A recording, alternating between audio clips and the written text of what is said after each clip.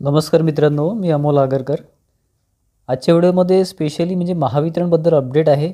बऱ्याचशा विद्यार्थ्यांना ते माहिती पडलं सर, आपण टेलिग्रामवर सुद्धा टाकलेलं आहे. महावितरणने परत एकदा आपला जो कारभार आहे तो समोर आणलेला आहे.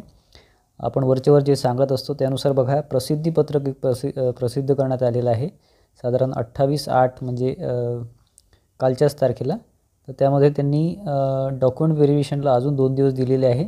बघा, पहिला पॉईंट काय आहे, महावितरण कंपनीमध्ये विद्युत सहाय्यकासमोर रिक्त पदे भरण्याकरता ही जाहिरात क्रमांक वगैरे सगळं दिलेलं आहे. निवड यादी प्रसिद्ध करण्यात आली 30/7/2025ला. निवड झालेल्या उमेदवारांची कागदपत्रांची पडताळणी नियुक्तीबाबत परिमंडळनिहाय उमेदवारांची यादी साईटवर प्रसिद्ध करण्यात आली 14/8ला वर सगळं सांगितलं त्यांनी. बघा, 3 नंबरचा पॉईंट अतिशय महत्त्वाचा आहे.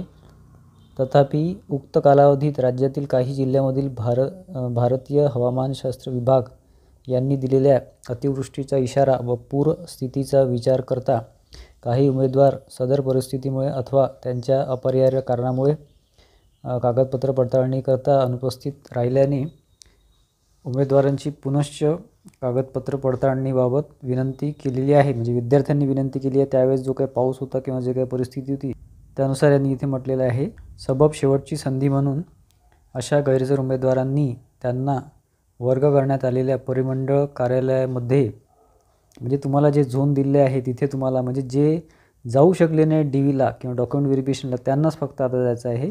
9 व 10 सप्टेंबर 2025 रोजी सकाळी 10 वाजता मूळ कागदपत्रांसह उपस्थित राहायचे आहे. म्हणजे 9 आणि 10 सप्टेंबरला, म्हणजे असं काही त्यांनी दिलेलं नाही आहे की बा तुम्हाला याच डेटला जायचं आहे त्याच डेटला जायचं आहे. कोणीही 9 किंवा 10ला जाऊ शकते, ठीक आहे. 9ला नसेल जमत तर 10ला जा.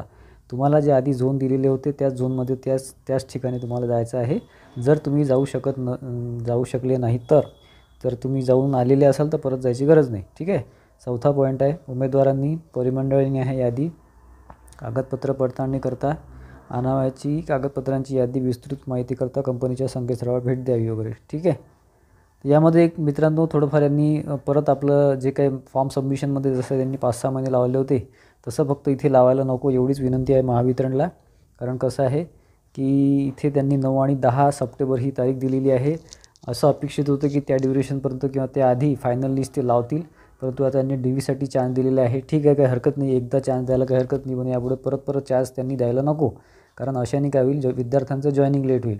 यामध्ये फायदा फक्त मला एवढाच दिसतो आहे मुलांचा, की जे महापारेषण वेटिंगसाठी वाट बघत आहे त्यांना थोडी इथे संधी मिळेल की महापारेषणमध्ये जर वेटिंग लिस्टमध्ये जॉईनिंग त्यांना मिळाले वेटिंग लिस्टवाल्यांना तर ते विद्यार्थी इथे कमी होतील. तोच इथे मला इथे फायदा दिसतो आहे, अन्यथा कुठलाच प्रकारचा फायदा दिसत नाही.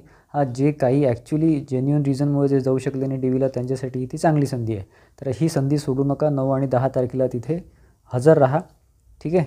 आणि 10 वाजता सकाळी तुमचं जे झोन दिलेलं आहे त्या ठिकाणी तुम्ही हजर राहा, ठीक आहे. तर आशा करतो मित्रांनो एक छोटंसं अपडेट होतं परंतु महत्त्वाचं होतं.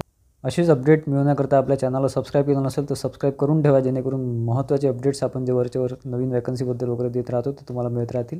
आणि याचा व्हिडिओ आवडला असेल तर व्हिडिओला लाईक करा आणि विद्यार्थ्यांमध्ये शेअर करा, जेणेकरून एखाद्या विद्यार्थ्याचा इथे कुठेतरी फायदा होईल. धन्यवाद मित्रांनो.